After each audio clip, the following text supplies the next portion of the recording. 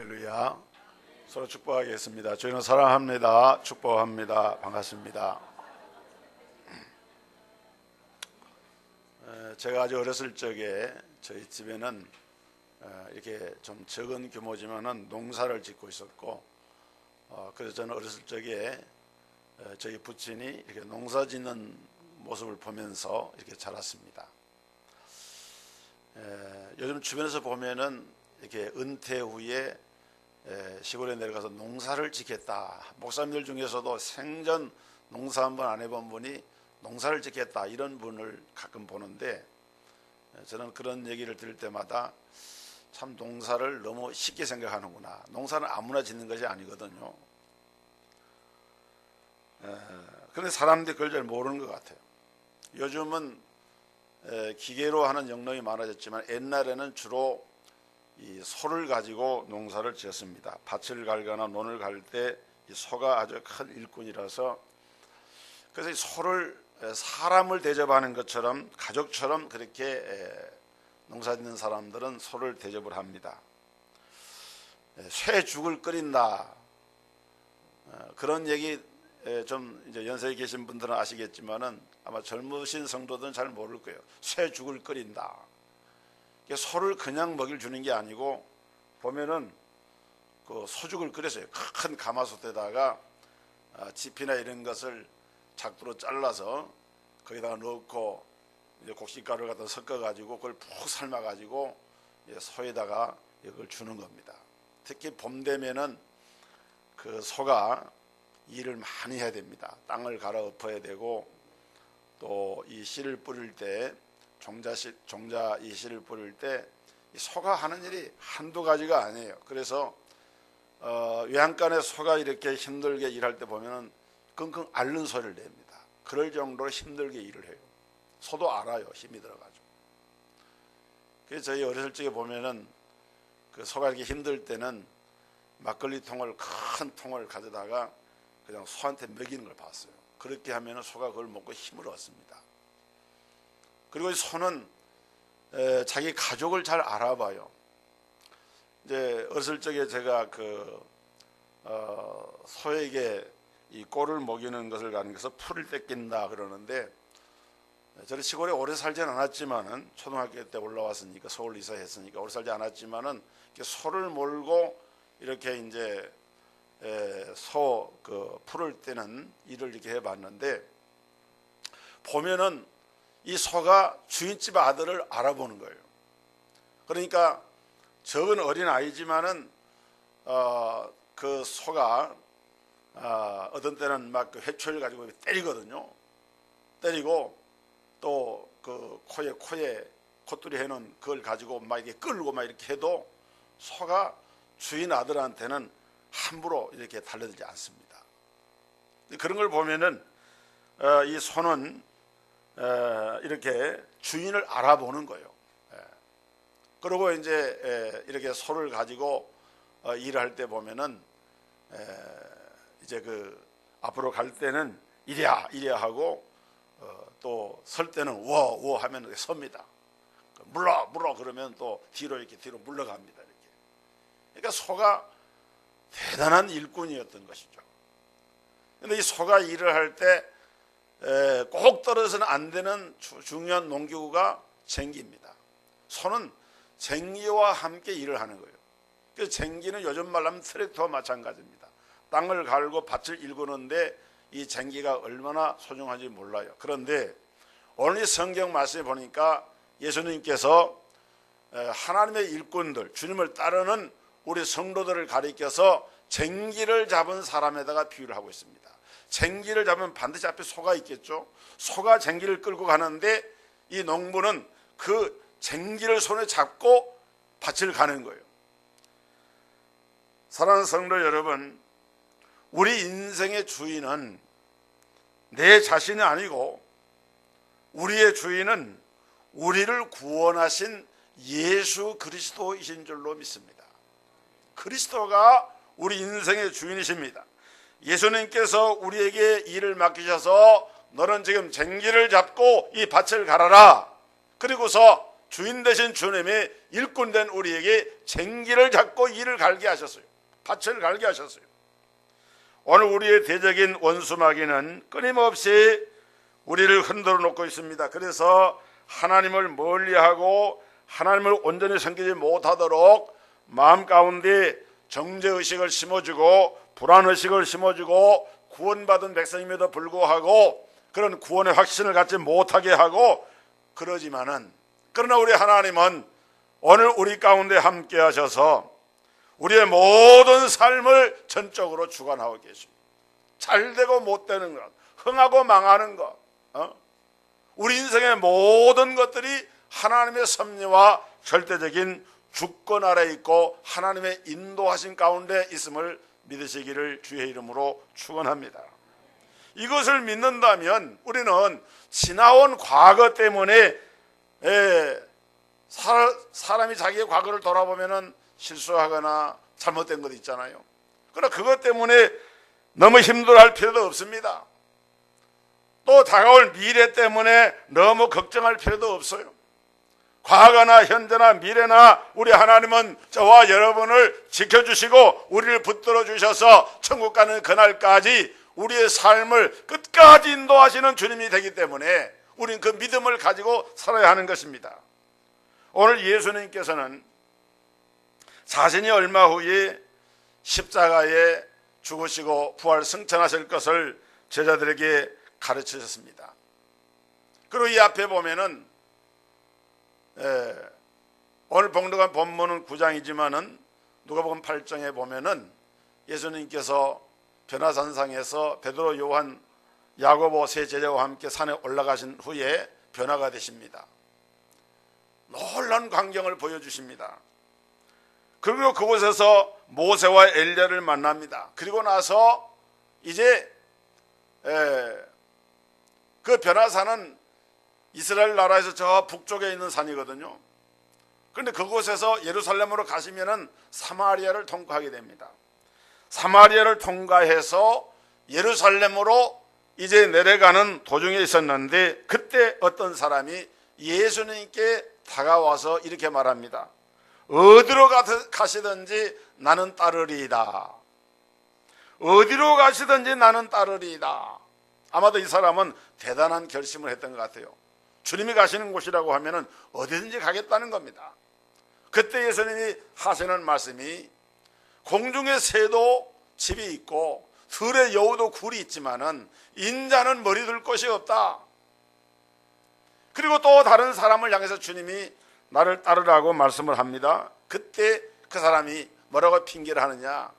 부모의 장례를 핑계 삼아 가지고 주님 따르는 것을 거절합니다. 또 다른 사람에게 주님이 말씀하니까 자기로 먼저 가서 가족과 작별을 하고 그리고 나서 주님을 따르게 해달라고 이렇게 요청을 합니다. 그때 주님이 하신 말씀이 쟁기를 잡고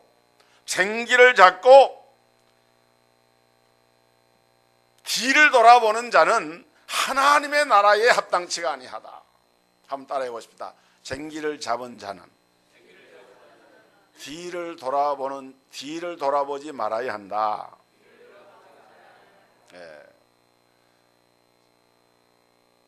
송보석 장로님 쟁기 못 잡아봤죠? 한 번도 못 잡았죠?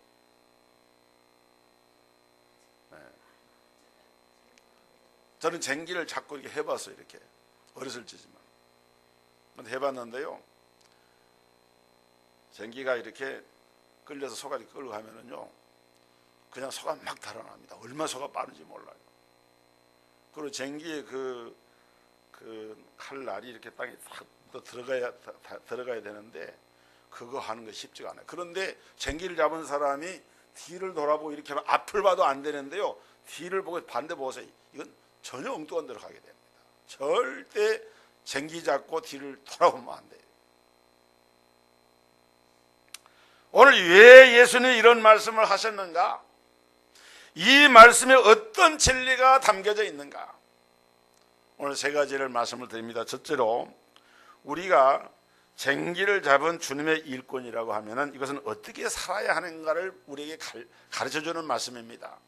첫째로 우리 주님은 먼저 주님을 따르는 자들은 주님을 따르고자 할 때에 고난받을 것을 감수하라는 말씀입니다. 고난받을 것을 감수하라.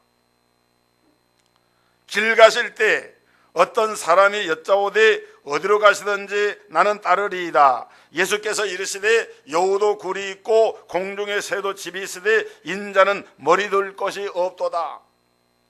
이 똑같은 말씀이 마태복음 8장에 보면은 나오는데, 거기에 보면은 이 어떤 사람은 서기관으로 나옵니다. 한 서기관이 내가 주님 어디 가시는지 따르겠습니다. 여러분, 서기관은 어떤 사람입니까? 율법학자입니다. 이스라엘 백성들 가운데서도 바리새인 가운데서도 뛰어난 사람이 서기관입니다.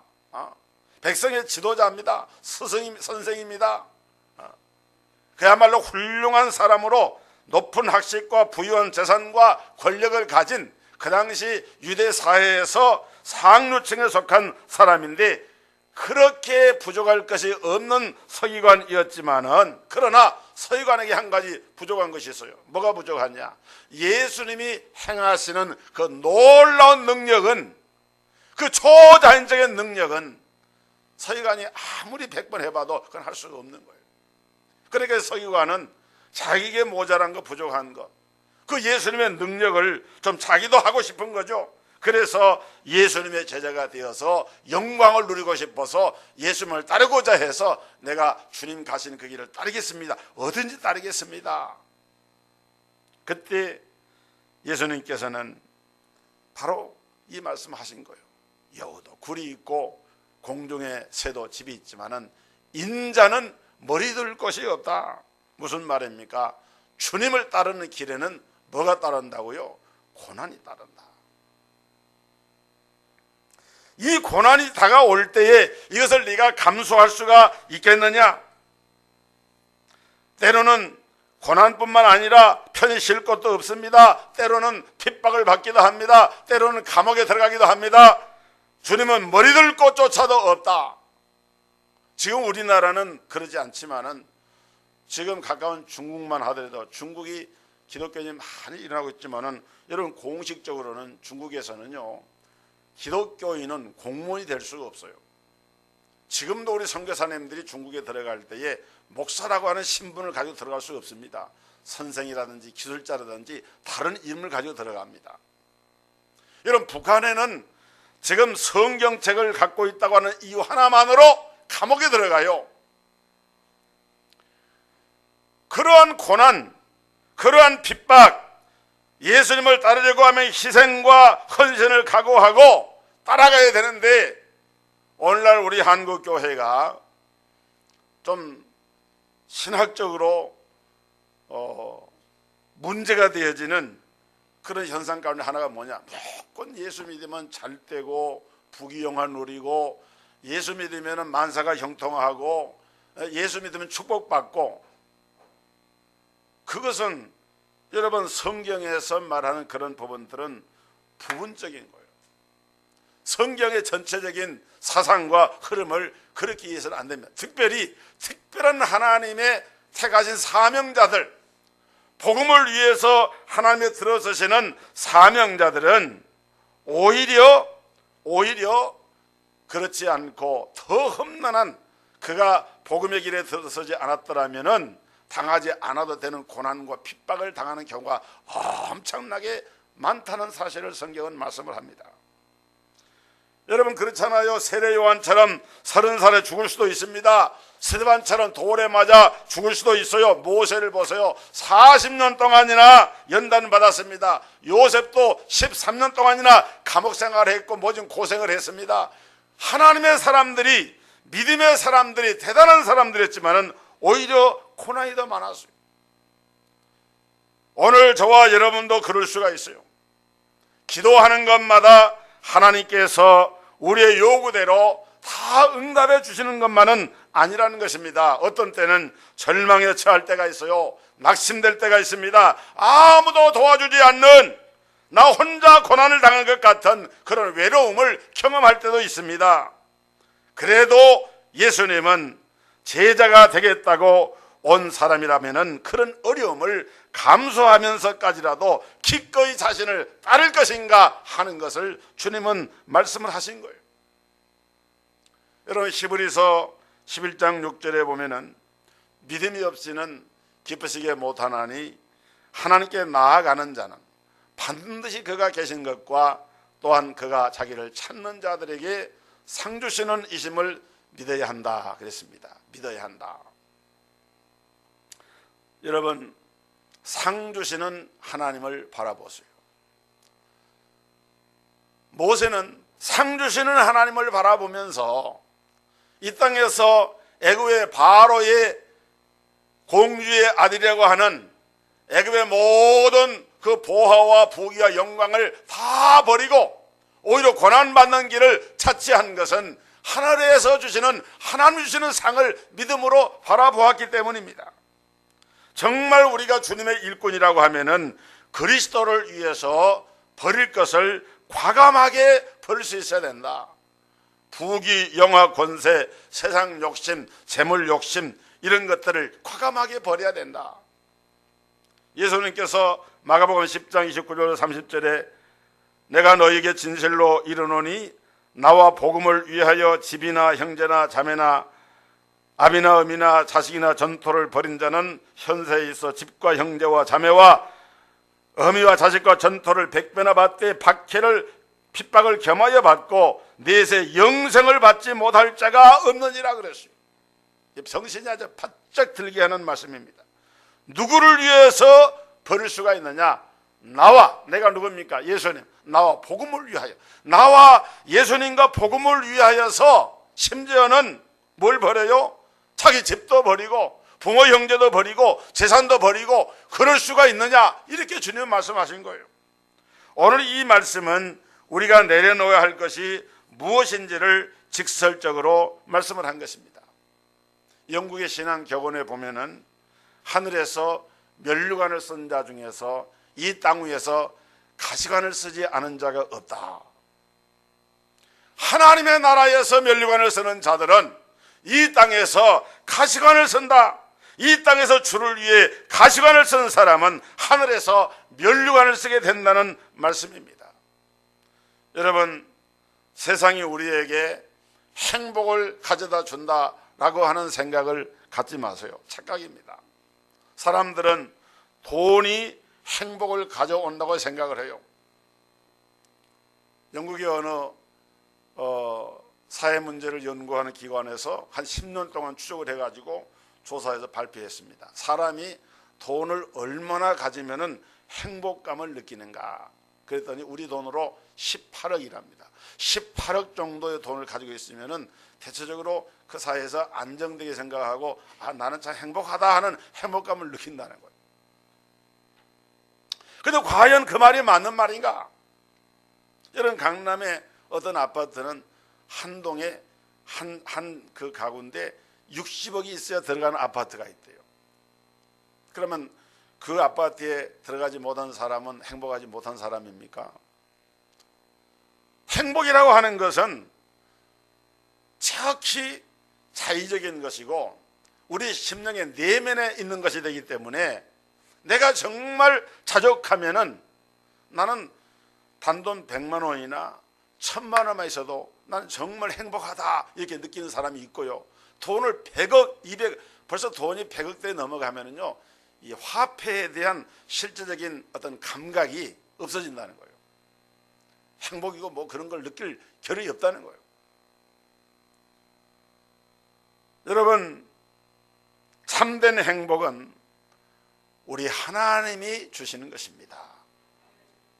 이스라엘이여 너를 행복자로다. 여호와의 구원을 너가 찾은 백성이 어디 있느냐. 저와 여러분은 예수 그리스도를 통해서 예수가 그리스도심을 믿는 그 믿음을 통해서 일심전심지속으로 하나님을 섬기게 될 때에 우리 안에 예수 그리스도가 내 삶의 주인으로 오셔서 내 삶을 주관하시게 될 때에 나는 그리스도 예수 안에서 행복한 사나이가 되는 거예요. 할렐루야. 행복한 성도가 되는 거예요. 할렐루야.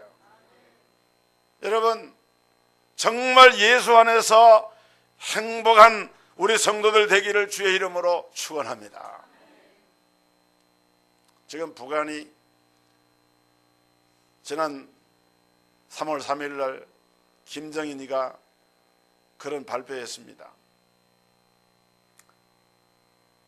3월 3일 날 오전 10시에 단거리 발사체 6발을 통해다 발사를 하고 핵무기를 언제든지 쓸 수 있게 준비하라. 핵무기를 언제든지 쓸 수 있게 준비하라. 실전 배치해가지고 핵무기를 쏘도록 그렇게 명령을 내려놨어요. 근데 옛날 같으면 한국 사람들이 그런 말 들으면 막 위축이 되고 그러는데 누구 하나 말하는 사람이 없어요.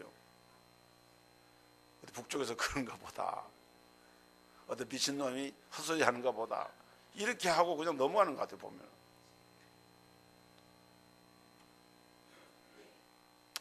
지금 여러분 키 리졸브 한미 군사훈련이라고 지금 이달에 지금 며칠 후면 시작합니다. 우리 국군이 29만 명이 참전하고 미군 해병대를 비롯해서 주력부대가 15,000명이 참전하는 우리나라의 군사훈련 역사상 가장 많은 군대 수가 동원돼 가지고 군사훈련을 해요. 지금 북한 사람들이 북한의 김정은이가 깜짝 놀래 가지고 지금 마음이 좀 졸여 있어요. 왜냐하면 이 작전이 북한의 우리 군대가 단순히 방어 훈련이 아니고 북한을 공격해 가지고 북한 해상에 침투해 가지고 들어가는 것을 실제 지금 훈련하고 있는 거예요. 그러니 자기 목을 따러 온다고 참수화 작전한다 이렇게 하니 얼마나 두렵겠어요, 북한이. 여기에 지금 참전하고 있는 핵 추진 항공모함 스테니스호라고 하는 그런 핵 항공모함이 있는데요. 이 항공모함의 배의 길이가 332m예요. 축구장 3개 크기입니다. 배가 길이가 332m라니까. 길이가. 거기에 F-18 전투기를 비롯한 그 비행기가, 이 전투기가 100대 이상이 거기 탑재가 됩니다. 항공모함 한 대에 그렇게 돼요. 그리고 무엇보다도 이 핵 무기를 거기에 탑재를 하고 있어요. 핵 항공모함입니다. 그대로 쏘면 그대로 들어가는 거예요. 이런 것들이 지금 동해상에 비치가 돼가지고 이 군사훈련 한다고 하니까 지금 북한의 김정은이가 문제는 말이죠. 문제는 유엔 안전보장이사회에서 대북 제재를 결의를 하고 또 미중국 간의 사드 배치 논란을 하고 이런 과정에 있지만은 중요한 것은 여러분 북한의 김정은이가 오판하고 고양이에 쫓기는 쥐가 나중에는 막다른 골목에 이렇게 몰리게 되면은 죽자 살자고 달려듭니다. 그리고 이판사판으로 이래 주거나 저래 주거나 죽는 건 마찬가지니까 우리가 있는 무기를 한번 가지고 쏴보고 죽겠다 하고서 전쟁을 그렇게 해서 일으킬 수도 있는 거예요. 근데 중요한 것은 여러분 아무리 북한이 그렇게 날뛰어도 아무리 미국에서 이렇게 군사훈련을 해도 우리나라 대한민국을 정말 지켜주고 우리 대한민국의 국민의 생명과 안전과 하나님의 교회의 보존을 위해서 그 일을 주관하시는 분은 위에 계신 우리 하나님인 줄 믿으시기를 바랍니다.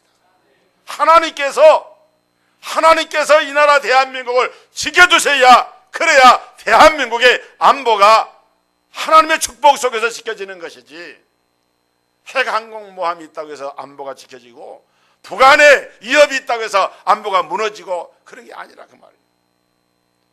저와 여러분은 세상이 우리에게 행복을 가져주는 것이 결코 아니다. 물질이나 군대나 무기나 무력이 우리를 안전을 지켜주는 것이 아니라 전능하신 하나님이 우리와 함께 할 때에 우리의 생명도 재산도 하나님의 선교도 하나님이 지키고 보호하실 때 이루어질 수 있다. 할렐루야. 문제는 결단입니다. 주님을 위해서 죽기를 각오하고 아무리 어렵고 힘들어도 흔들지 말고 주님을 따르는 자가 되는 거예요. 신앙을 중간에 훼손하고 하나님을 저버리는 그런 신앙이 아니라, 우리 하나님은 선한 목자이시기 때문에 우리의 모든 삶을 인도하시는 주님이시다, 이 사실을 확신하고 믿으시기를 주의 이름으로 축복합니다. 그 다음에 두 번째로 쟁기를 잡은 주님의 일꾼이라고 하면은 우선순위를 바로 해라 하는 말씀을 하고 있어요. 또 다른 사람에게 나를 따르라 하시니 그가 이르되 나로 먼저 가서 내 아버지를 내 부친을 장사하게 허락하옵소서. 이르시되 죽은 자들로 자기의 죽은 자들을 장사하게 하고 너는 가서 하나님의 나라를 전파하라. 여기 두 번째 사람에게는 예수님께서 먼저 말씀을 했습니다. 그랬더니 그가 말하기를 먼저 가서 자기 부친을 좀 장사를 하게 허락해 달라. 지금 이 사람의 아버지가 실제로 지금 죽은 게 아니에요. 실제로 죽었으면 이 사람이 여기 있을 리가 없는 거죠. 그러니까 지금 병 중에 있든지 노환 중에 있든지, 왜 연로하신 이런 어른들을 모시고 있는 가정의 자녀들은 언제 돌아갈지 항상 마음의 준비를 해야 되잖아요.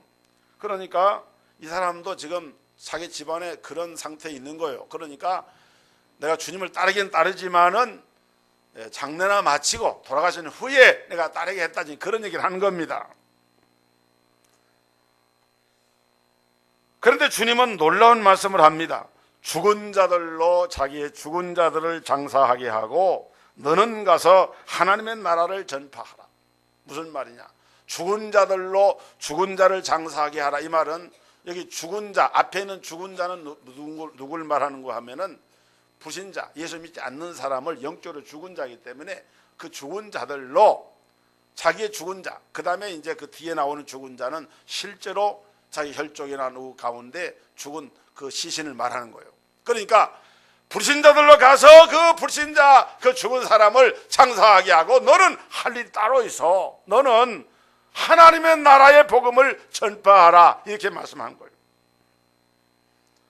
여러분, 우리나라도 그렇지만은 그 당시 유대사회에서도 이 부모님의 장례식에 참여를 못하면은 엄청난 불효로 여겼습니다.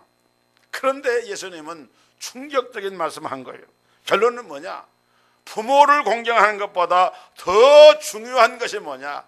하나님을 공경하는 것이다. 세상의 어떤 일보다도 하나님을 섬기는 일이 더 중요하다. 여러분, 세상의 사람들은 이 장례를 아주 가장 중요한 일로 여깁니다. 그래서 초상이 나면 무조건 가야 됩니다. 아무리 회사 일이 업무가 중요해도 부모가 돌아가셨다 그러면 회사에서 휴가를 줘요. 그래서 장례 먼저 치르고 그러길 하게 하지, 다른 우선순위가 있을 수가 없습니다. 그런데 우리 주님은 어느 사회나 가지고 있는 그런 장례 문화가 유대사회도 분명히 있음에도 불구하고 우선적으로 네가 해야 할 것이 있다. 그것이 뭐예요? 하나님 나라다. 너는 먼저 가서 하나님 나라를 전파해라. 우선순위가 여기에 있다. 이렇게 말씀을 한 거예요. 여러분, 우리가 이 신앙생활이 힘들고 어려운 것은 이 우선순위 문제가 바로 세워지지 않기 때문에 그렇습니다. 이것이 바로 세워지면은 신앙생활은 그렇게 갈등될 요소가 없는 거예요. 우리가 머리로 아는 우선순위가 우리 실생활의 우선순위와 다릅니다. 그래서 갈등을 하고 고민을 하고 번민합니다. 먼저 어떤 것을 선택해야 되느냐? 어느 것이 더 중요하냐? 세상 일이냐? 하나님의 일이냐? 가정이 먼저냐? 교회가 먼저냐? 그런데 우리 주님은 오늘 본문에서 단번에 그 결론을 말씀을 합니다. 하나님의 일을 먼저 선택하는 자가 복을 누린다는 거예요. 믿으시기를 주의 이름으로 축복합니다. 여러분, 마태복음 16장 23절에 보면은 예수님께서 베드로를 향해서 사탄아, 내 뒤로 물러가라. 네가 하나님의 일을 생각하지 아니하고 사람의 일을 먼저 생각하는도다.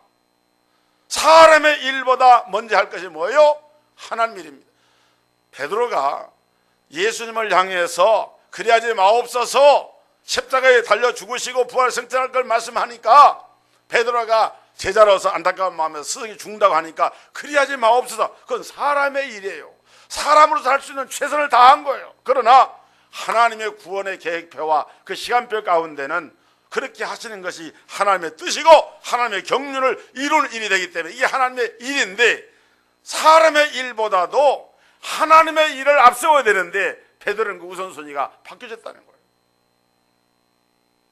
그래서 주님은 그렇게 칭찬하던 이 베드로를 향해서 사탄이라고 책망을 하신 것입니다. 사랑하는 성도 여러분, 오늘 여러분의 삶의 우선순위는 어떤 것입니까? 먼저 해야 할 것은 먼저 하고 나중에 해야 할 것은 나중에 해야 되는데 순서를 바꿔서 하는 경우는 없습니까? 우리는 먼저 하나님께 예물을 드려야 됩니다. 수입의 소산의 11조를 먼저 하나님께 드려야 합니다. 시간 가운데서 먼저 일주일 7일 가운데서 하루를 주님 앞에 먼저 드려야 합니다. 그의 나라와 그의 의를 먼저 구해야 됩니다. 오늘 본문의 이 사람을 보면은 핑계거리가 분명히 있어요. 부친의 장례를 치르겠다. 그러나 이것은 핑계거리일 뿐이지 정말 주님을 향해서 따르겠다는 그런 주님을 따르는 제자로서의 삶의 자세는 아니었다는 거예요. 그 다음에 세 번째로 주님은 쟁기를 잡은 주님의 일꾼을 향해서 뒤돌아오지 말고 오직 주님만 바라보라고 말씀을 해요. 오직 주님만 바라봐라. 예수께서 이르시되 손에 쟁기를 잡고 뒤를 돌아보는 자는 하나님 나라에 합당치 아니하니라. 여러분, 우리는 주님의 일꾼입니다. 믿으십니까? 믿으십니까? 우리는 주님의 일꾼이에요. 주님의 일꾼이라고 하면은 쟁기를 잡고 있는 거예요. 지금 쟁기를 잡고 있는데 쟁기를 잡은 사람이 뒤를 돌아보면 안 된다. 창세기 19장에 보면은 롯의 처가 뒤를 돌아보다가 소금길이 돼서 예수님께서 그 말씀을 인용을 했습니다. 롯의 처를 생각해라. 뒤 돌아보지 말아라. 소돔성을 빠져나오면서 그 땅에 쌓아놓은 재물과 재산이 날아가는 것이 너무 안타까워서 뒤를 돌아보는 그 순간에 소금기둥이 됐습니다. 사랑하는 성도 여러분, 여러분은 지금 누구를 바라보고 계십니까? 말은 예수님이라고 하지만은 실제로는 우리가 뒤를 돌아보고 있지 않냐 그 말입니다. 인천의 어떤 권사님이 교회를 나와도 설교도 잘 안 듣고 오랫동안 신앙생활을 해서 권사라고 하는 직분은 받았는데 이분은 자기 중심으로 이렇게 신앙생활을 했습니다. 그러던 어느 날부터 몸이 시름시름 아프기 시작했어요. 식욕도 없어지고 소화도 안 되고 온몸은 아프고 몸은 점점 말라서 뼈가 앙상하게 드러나는 그런 모양새가 됐습니다. 병원 가서 검사를 해봤더니 뭐 신경성이라고 그러는데 병명도 없어요. 그래서 이 권사님은 겁이 나가지고 목사님을 찾아갔습니다. 목사님, 제발 좀 도와주세요. 저를 위해서 기도 좀 해주세요. 목사님이 간절한 마음으로 이 권사님에서 기도했습니다. 하나님, 우리 권사님이 사명이 있는데 이 사명을 소중히 여기고 직분을 충성스럽게 감당할 수 있도록 하여 주옵소서. 결국 그 권사님은 그 목사님의 기도를 받고 정신을 바짝 차리고, 아 그래, 나에게 권사의 사명이 있지. 지금까지는 내가 교회의 권사로서 기도도 못하고 전도도 못하고 사명 감당하지 못했는데 이제 내가 죽기 전에, 하나님 부름 받기 전에 이 사명 감당해야 되겠다, 이렇게 딱 마음을 굳게 결심하고 날마다 교회에 와서 기도한 다음에 전도지를 들고 나가서 전도를 했어요. 놀라운 것은 6개월 동안 이 권사님이 전도해가지고 얼마나 열심히 전도를 했는지 20명을 전도를 한 거예요. 할렐루야. 남의 교회 남의 권사 전도했다고 여러분 아멘도 안 하시잖아요. 20명을 전도했다니까, 한 사람이 6개월 동안. 그러니까 거의 매주간 한 명씩을 전도를 한 거예요. 아, 이렇게 전도를 해가지고, 그런데 놀라운 것은 그렇게 전도하면서 의욕을 가지고 일하다 보니까 식욕도 다시 생기고 얼굴에 화색도 돌고 몸에 이제 힘이 나가지고 완전히 사람이 달라져 버린 거예요. 그래가지고 자기는 하나님의 일을 하면서 사명을 바로 감당하다 보니까 하나님 힘을 주셨느라고 이제 간증을 하고 다니는 거예요. 할렐루야. 내가 그 간증문에서 읽어본 거예요. 사랑하는 성도 여러분, 예수님께서 요한복음 4장에 보면은 내게는 너희가 알지 못하는 양식이 있다. 그 양식이 뭐냐? 사명이 바로 양식이라고 그랬어요. 사명. 여러분, 사명 때문에 우리가 살아갈 힘을 얻습니다. 사명이 바로 양식입니다. 사명이 바로 보약입니다. 사명을 잃어버리면은 양식을 잃어버리는 거예요. 사명을 잃어버리면은 이 땅에 살아야 할 능력도 이유도 없어집니다. 그러나 사명을 붙잡으면은 살게 됩니다. 사람을 하나님 주신 사명을 생명보다 더 귀한 것을 이고 그 사명을 붙잡고 나갈 때 여러분, 하나님께서 저와 여러분을 귀들어 쓰시는 겁니다. 생기를 붙잡으셨습니까? 뒤돌아보지 말고 주님이 위해서 부르신 상을 향해서 끝까지 최선을 향해서 달려가서 여러분의 삶의 현장이 하나님의 사명을 감당하는 축복의 현장이 되기를 주의 이름으로 축원합니다. 거룩하신 아버지, 놀라우신 우리 하나님의 은혜와 귀한 사랑 감사합니다.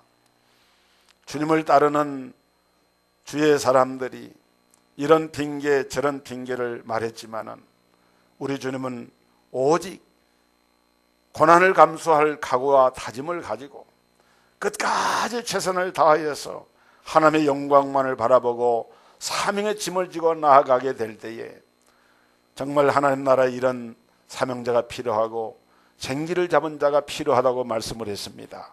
우리 동석교회기면 모든 성도들이 다 생기를 잡고 사명을 감당하는 자가 되게 하시고 뒤를 돌아보는 자가 되지 아니하고 위에서 부른 부름의 상을 향하여 끝까지 최선을 향해 달려갈 수 있는 믿음의 사명자들이 다 되게 하여 주옵소서.